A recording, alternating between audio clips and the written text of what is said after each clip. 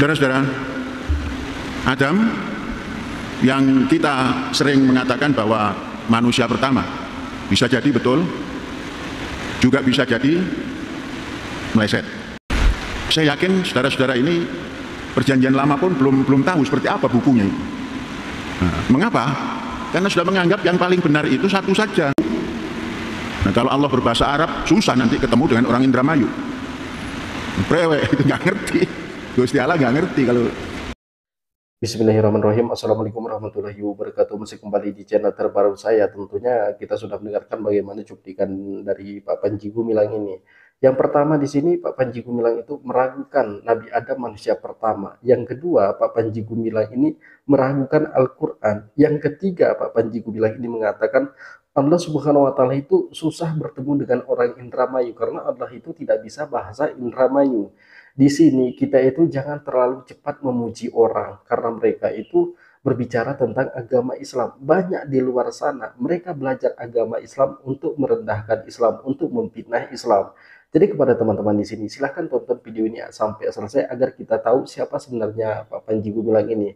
Sebelum kita masuk ke pembahasannya, bagi teman-teman yang belum subscribe channel terbaru saya, silahkan di subscribe dulu dan dimiliki tanda loncengnya, dan silahkan di share videonya. Selamat menyaksikan.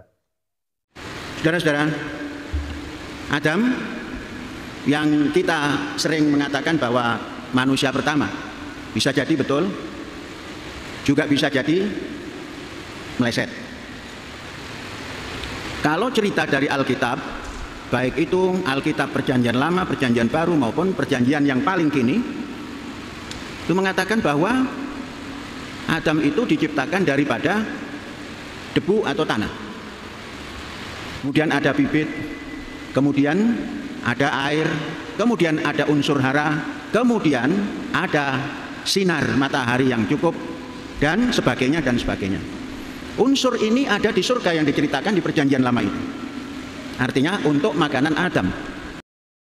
Kita sudah mendengarkan apa yang disampaikan oleh Pak Panji Gumilang ini, bahwa Pak Panji Gumilang ini meragukan Nabi Adam itu manusia pertama.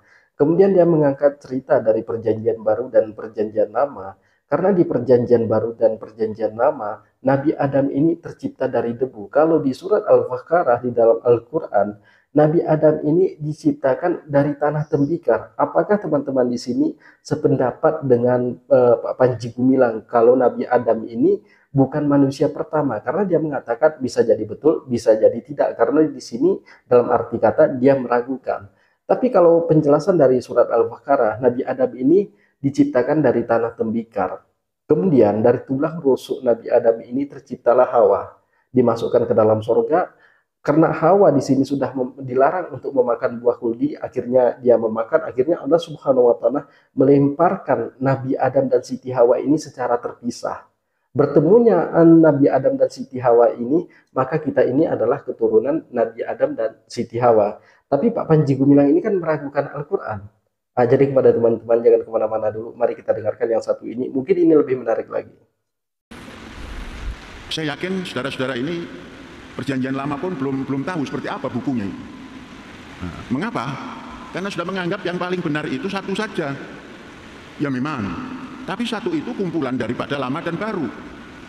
Mungkin di satu tidak menceritakan detail, dan di yang Lama terdapat cerita detail. Bacalah itu. Saya sejak tahun awal berdiri Ma'had ini sudah menganjurkan. Baca. Mengapa? Nabi Muhammad juga sudah mendeklar Zalikal kitab la raib. Itu Nabi Muhammad yang mendeklar itu. Kita tahan sebentar. Jadi Pak Panji Gumilang ini mengatakan mungkin saudara-saudara di sini belum pernah membaca Perjanjian Baru dan Perjanjian Lama karena menganggap yang paling benar itu cuma satu. Iya katanya. Tapi yang satu ini ciplakan dari Perjanjian Baru dan Perjanjian Lama. Jadi secara detail Pak Panji Gumilang ini meragukan Al-Quran. Kemudian dia menyarankan kepada santrinya dan pengikutnya, bacalah Perjanjian Baru dan Perjanjian Lama. Kalau di Perjanjian Barunya orang Kristen bertuhan kepada siapa?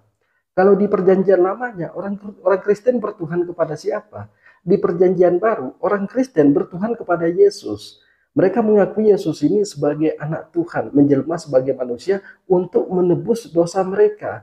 Karena semua manusia itu berdosa katanya. Makanya turunlah anak Tuhan menebus dosa mereka. Kemudian dianjurkan untuk dibaca oleh santrinya. Sedangkan antara Al-Quran dan perjanjian baru ini kan saling bertentangan. Kenapa? Karena mereka bertuhan kepada Yesus. Sedangkan Yesus itu di dalam Islam adalah Nabi Isa. Nabi Isa ini hanya utusan Allah Subhanahu wa Ta'ala. Yang jelas tertulis di dalam Alkitab di perjanjian baru, aku hanya diutus kepada domba yang tersesat dari kaum Bani Israel. Tapi dituhankan oleh orang Kristen. Ini hak orang Kristen. Tapi kenapa dianjurkan kepada santrinya untuk membaca perjanjian baru dan perjanjian lama? Sedangkan antara perjanjian baru dan perjanjian lama itu saling bertentangan. Karena di perjanjian lama itu tidak ada dibaptis, tapi disunat. Di perjanjian lama tidak bertuhan kepada manusia.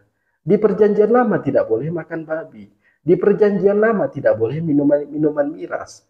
Tapi di perjanjian baru semuanya diperbolehkan oleh Paulus. Nah, itu hak mereka. Tapi di sini dianjurkan santrinya untuk membaca perjanjian baru dan perjanjian lama. Apakah kita masih yakin Pak Panji Gumilang ini Muslim?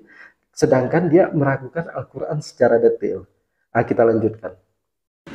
Atas wahyu ilahi, bukan kalam Allah, kalam Nabi Muhammad yang didapat daripada wahyu. Nah, kalau Allah berbahasa Arab susah nanti ketemu dengan orang Indramayu. Prewek itu nggak ngerti, Gusti Allah nggak ngerti kalau. Nah, artinya bacalah semua itu. Pantas saja otak sungsang Pak Panji Gumilang ini meragukan Al-Quran karena dia mengatakan Al-Quran itu bukan kalam Allah, kalam Nabi Muhammad yang didapat dari Allah.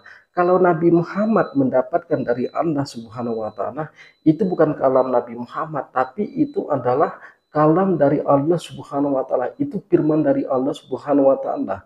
Jadi kita itu jangan membuat sensasi biar kita itu dikenal orang. Buktikan kepada saya kalau ini itu adalah perkataan dari Nabi Muhammad. Kalau ini perkataan dari Nabi Muhammad, tentu ada percakapan antara Nabi Muhammad dengan para sahabatnya, dengan istrinya. Apakah ada percakapan antara Nabi Muhammad dengan Abu Bakar di sini? Tanya jawab di dalam Al-Quran ini. Terus apakah setiap hari ucapan Nabi Muhammad itu menjadi ayat Al-Quran? Jadi otak sungsang Pak Panji Gumilang ini sudah kebalik. Memang usia Pak Panji Gumilang ini lagi lucu-lucunya, lagi comel-comelnya, gemesin karena masih berusia 78 tahun. 78 tahun itu memang lagi gemes-gemesnya ya. Kemudian Pak Panji Gumilang ini mengatakan Allah itu tidak paham bahasa Indramayu. Makanya kalau Allah bertemu dengan orang Indramayu itu susah. Nah, jadi seolah-olah itu lebih besar kekuasaan Panji Gumilang ini daripada Allah Subhanahu wa Ta'ala. Lebih hebat lagi Panji Gumilang ini. Karena Panji Gumilang ini bisa beberapa bahasa, sedangkan Allah Subhanahu wa Ta'ala itu hanya bisa bahasa Arab. Seperti itu maksud dari Panji Gumilang ini. Karena punya kekuasaan merendahkan Maha Pencipta.